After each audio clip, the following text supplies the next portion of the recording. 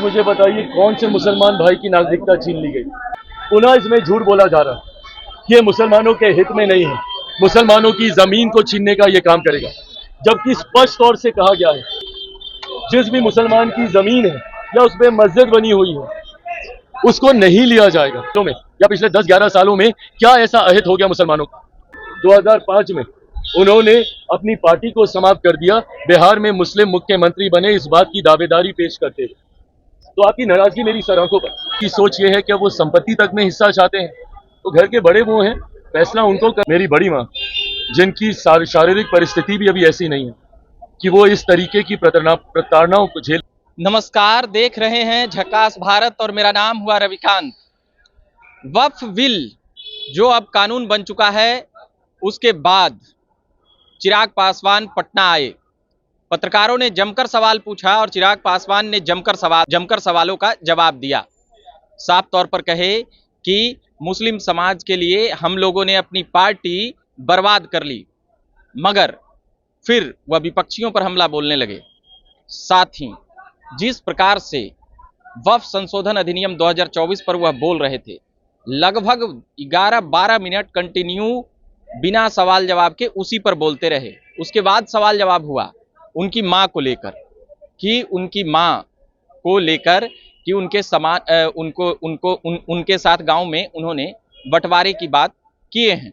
उस पर चिराग पासवान ने साफ कहा कि पहले हमारी मां को बाहर निकाला गया या उन्हें किनारे लगाया गया, फिर अब हमारी बड़ी मां को जिस प्रकार से घर में बंद किया गया और जिस प्रकार से उनके साथ जिस अवस्था में वह हैं, उनकी सेहत ठीक नहीं है, अब हम वहां उनको देखने जाएंगे।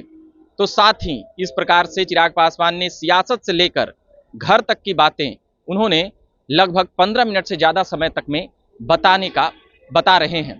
उन तमाम बातों को हम सुनेंगे कि क्या कुछ कह रहे हैं मोदी सरकार के मंत्री चिराग पासवान। विपक्ष ने हमेशा से जब एनडीए की सरकार कोई भी ऐसे कानून को लेकर आई है या ऐसे बिल लेकर आई है या ऐसे संशोधन लेकर आई है जिसने समाज के गरीब वर्ग को मुख्य धारा के साथ जोड़ने का कार्य किया, विपक्ष ने हमेशा इसको लेकर भ्रम फैलाने का काम किया, फॉल्स नैरेटिव सेट करना। विपक्ष ने हमेशा इस कार्य को करने का काम किया। जितने भी दल हैं, इन लोगों ने जनता के बीच जाकर भ्रम फैलाना, झूठ बोलना, फॉल्स नैरेटिव सेट करना, निरंतरता में ये काम जितने भी विपक्ष के घटक दल हैं उनके द्वारा किया गया। उदाहरण के तौर पर जब सीएए भी आया था, उस वक्त भी जितने भी विपक्ष के घटक दल हैं उन्होंने सीएए को लेकर भ्रम फैलाने का काम किया, जनता के बीच एक आगजनी का माहौल निरंतरता में महीनों तक बना के रखा। उस वक्त भी मैंने सदन के पटल में कहा था कि हाथ कंगन को आरसी क्या, आने वाले दिनों में अपने आप पता चल जाएगा कि इससे किसकी नागरिकता गई। सीए एक ऐसा कानून था जहां पे उन देशों में रह रहे अल्पसंख्यक लोगों को नागरिकता देने वाला वो कानून था, और इन्होंने उसको नागरिकता छीनने वाला कानून बताकर अल्पसंख्यक समाज, खासतौर पर मुसलमानों के बीच जाकर ये भ्रम फैलाया कि अगर सीएए आ गया तो आप लोगों की नागरिकता छीन ली जाएगी। लंबे समय तक झूठ बोलने का काम किया, परिणाम स्वरूप देश भर में एक डर भय का माहौल बना रहा। आज मुझे बताइए कौन से मुसलमान भाई की नागरिकता छीन ली गई। ये उन देशों में रह रहे अल्पसंख्यक समुदाय के लोगों को नागरिकता देने का कानून था जहां पे बहुसंख्यक मुसलमान थे, बट इन्होंने लोगों के बीच में, भारत में रह रहे मुसलमानों के बीच में भ्रम फैलाने का काम किया, ये कहकर कि इसमें मुसलमानों को नागरिकता नहीं दे रहे, इसलिए आप लोगों की नागरिकता छीन ली जाएगी। ये झूठ बोलने का काम। धारा 370 हटाते वक्त भी यही कहा गया था कि अब धारा 370 अगर हट गई तो देश भर के मुसलमानों को बर्बाद कर दिया जाएगा, निकाल दिया जाएगा। जब राम मंदिर बनने की बात आ रही थी, उस वक्त भी कहा गया था कि अगर राम मंदिर बनेगा तो देश भर के मुसलमानों को निकाल दिया जाएगा। सिर्फ झूठ बोलना, फॉल्स नैरेटिव सेट करना, इस लोकसभा के चुनाव में इन्होंने क्या किया? बार बार ये कह रहे थे कि अगर मोदी सरकार तीसरी बार आ गई तो आरक्षण समाप्त हो जाएगा, लोकतंत्र की हत्या कर दी जाएगी, संविधान समाप्त कर दिया जाएगा। जवाब देना विपक्ष के तमाम घटक दल, किसका आरक्षण छीन लिया गया? कहां का संविधान खत्म कर दिया गया? या फिर किस मुसलमान की नागरिकता छीन ली गई? सिर्फ झूठ बोलकर, डर का माहौल बनाकर आप अपने वोट बैंक को संभाल के रखते हैं, ये सोच गलत है। आज पुनः ये जो संशोधन विधेयक आया है वक्फ को लेकर, पुनः इसमें झूठ बोला जा रहा है कि ये मुसलमानों के हित में नहीं है, मुसलमानों की जमीन को छीनने का ये काम करेगा, जबकि स्पष्ट तौर से कहा गया है कि ये रेट्रोस्पेक्टिव है। इसमें किसी का भी अभी तक जिस भी मुसलमान की जमीन है या उस पे मस्जिद बनी हुई है उसको नहीं लिया जाएगा, उसको नहीं तोड़ा जाएगा, फिर भी उनके बीच जाकर ये भ्रम फैलाया जाए। और इसमें यह तक कहा गया है कि अगर कहीं पे विवाद चल रहा है किसी विशेष जमीन को लेकर तो उसमें जो न्यायालय का फैसला आएगा वो सबको मान्य होगा। तो इसमें गलत कहां पे कोई कह रहे? अगर किसी सिस्टम में कोई पारदर्शिता लेकर आ रहा है, अगर ट्रांसपेरेंसी अगर एक सिस्टम में लाई जा रही है तो इसमें गलत क्या है? अगर आप गरीब मुसलमानों को उनका हक देने का काम कर रहे हैं तो इसमें गलत क्या है? आज की तारीख में कई ऐसे मसले हैं जहां पे मुसलमानों की जमीन का विवाद ही वक्फ बोर्ड के साथ चल रहा है, पर अफसोस की बात यह है कि उनको न्यायालय तक जाने का मौका नहीं दिया जाता था। इसके बाद कम से कम वो न्यायालय जा पाएंगे, अपने हक के लिए न्याय की मांग कर सकेंगे। तो इसमें गलत क्या है? मैं मानता हूं कि आज विपक्ष जो इसको लेकर एक भ्रम का माहौल खड़ा करने का प्रयास कर रहा है, महीने, 2 महीने, 3 महीने, 4 महीने में अपने आप मुसलमान भाइयों को ये पता चल जाएगा कि इससे क्या सही में उनका कोई नुकसान हो रहा है या उनका भला हो रहा है।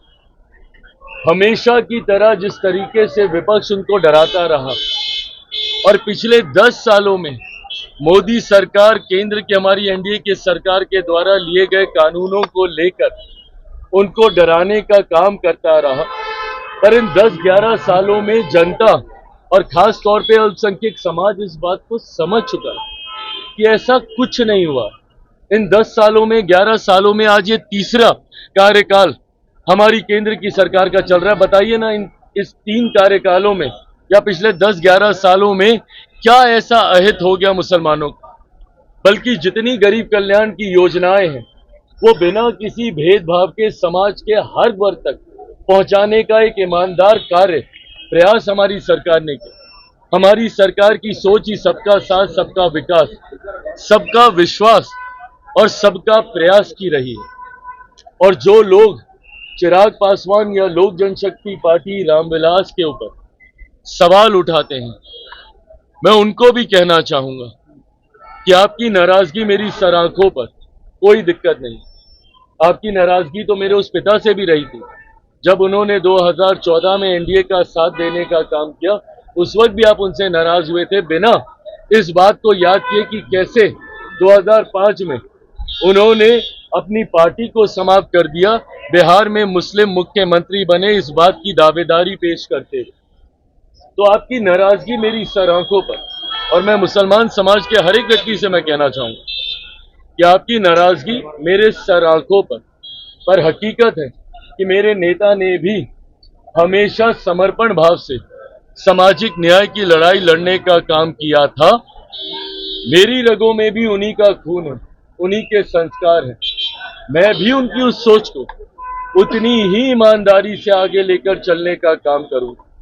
वक्त बताएगा कि चिराग पासवान के द्वारा लिए गए फैसले आपके हक में थे या नहीं थे, पर तब तक अगर आप मुझसे अपनी नाराजगी भी अगर आप रखेंगे तो बस इतना याद जरूर रखिएगा कि चिराग पासवान का समर्पण न सिर्फ उस समाज के प्रति है, अल्पसंख्यक वर्ग के प्रति है, मुसलमानों के प्रति है, बल्कि उससे बड़ा समर्पण मेरे नेता, मेरे पिता आदरणीय रामविलास पासवान जी के विचारों के प्रति है। मेरा कमिटमेंट उनकी आइडियोलॉजी के साथ है और उनकी आइडियोलॉजी सामाजिक न्याय की रही है और इसके साथ चिराग पासवान ने ना कभी समझौता किया था, ना कभी भविष्य में समझौता करेगा। चिराग पासवान के द्वारा लिया गया हर फैसला, मेरी पार्टी के द्वारा लिया गया हर फैसला मेरे पिता के विचारों को मजबूत करने की सोच को प्राथमिकता देना, सामाजिक न्याय को बढ़ाने की दृष्टि के मिले अवसर मिले, इस सोच के साथ दिया जाएगा। हो सकता है जैसे इसके पूर्व में भी हुआ, आज शायद लोगों को इस पर यकीन ना हो, पर आने वाला समय बताएगा कि इस फैसले को लेने से पहले हर बिंदु पर विचार किया गया। हम लोगों की भी चिंता थी जब ये विधेयक सामने आया, जेपीसी की मांग हम लोग के द्वारा की गई थी। हम लोग चाहते थे कि इस पे एक विस्तृत चर्चा हो। पार्टी की तरफ से हमारे सांसद अरुण भारती जी ने जेपीसी में अपने पक्ष को रखने का काम किया। हर बिंदु पर हम लोगों ने विस्तार से चर्चा की। जहां पे हम लोग की शंकाएं, जहां पे हम लोग को इसको लेकर चिंताएं थी, शंकाएं थी, उसको भी हम लोगों ने वहां पे रखने का काम किया। कई ऐसे सुझाव पार्टी के द्वारा दिए गए जिसको समिति ने स्वीकारने का काम किया और इन तमाम बदलावों के बाद, इन तमाम सुझावों के बाद जिस नए स्वरूप में ये संशोधन विधेयक भारत की संसद में आया, इसके हर बिंदु पर अध्ययन करने के बाद ही लोक जनशक्ति पार्टी रामविलास ने इसका समर्थन करने का फैसला लिया है। मैं मानता हूं कि आने वाले समय में गरीब मुसलमानों के हित में ये विधेयक रहेगा और समय इसको साबित भी करेगा। क्यों कोई ये नुकसान करना चाहेगा, बताइए ना मुझे। अगर इतना ही स्पष्ट है, अगर विपक्ष इतना ही स्पष्ट है कि भैया 17% का हम लोग को नुकसान होगा, हम लोग क्यों करना चाहें? हम लोग चाहते हैं कि समाज में बराबरी का एक माहौल बने, अमीर और गरीब के बीच की लड़ाई को कम करने की सोच के साथ मेरी सरकार कार्य कर रही है। ऐसे में कुछ मुट्ठी भर लोग जो यहाँ पे बैठकर निर्णय लेते थे, तकलीफ सिर्फ उन लोगों को होगी। मुसलमान समाज में एक बड़ा वर्ग ऐसा है, गरीब मुसलमानों, जिनको मौजूदा संशोधन जो हुए हैं उसका लाभ उनको मिलेगा। ऐसे में अगर विपक्ष ये कहता है, ये वही विपक्ष है जिन्होंने मुसलमानों को सिर्फ वोट बैंक बनाने का काम किया। 2006 में आई सच्चर कमेटी की रिपोर्ट ने स्पष्ट तौर पे मुसलमानों के हालातों का जिक्र किया। 2006 से पहले किसकी सरकारें थी?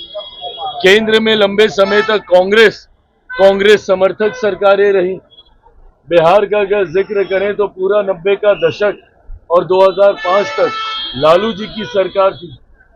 और तो और लालू जी का खुद का बयान, बिहार में विपक्ष का जिक्र कर रहे हैं तो एक प्रमुख पार्टी विपक्ष की राजद भी है ना, तो लालू जी ने खुद क्या बयान दिया था भारत की संसद में, बताएं मुझे।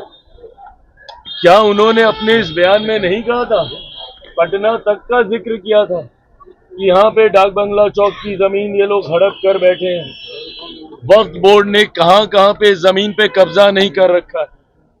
क्या आदरणीय लालू प्रसाद यादव जी ने ये नहीं कहा था कि कड़े कानून बनाने की जरूरत है? मैं तो अपने पिता के विचारों के संरक्षण की सोच के साथ आगे बढ़ रहा हूं। उनके विचारों से कतई कोई समझौता नहीं करूंगा। डंके की चोट पे इस बात को मैं कहता हूं। क्या मेरे छोटे भाई ऐसा कर रहे हैं तेजस्वी? उनके पिता के विचार क्या थे? वो चाहते थे कि वक्फ बोर्ड में संशोधन किए जाएं, कानून में बदलाव किए जाएं और इसके खिलाफ कानून को और कड़ा किया जाए। यही शब्द थे उनके। तो भैया हमारी सरकार ने तो लालू जी की सोच तक को स्वीकार करने का काम किया।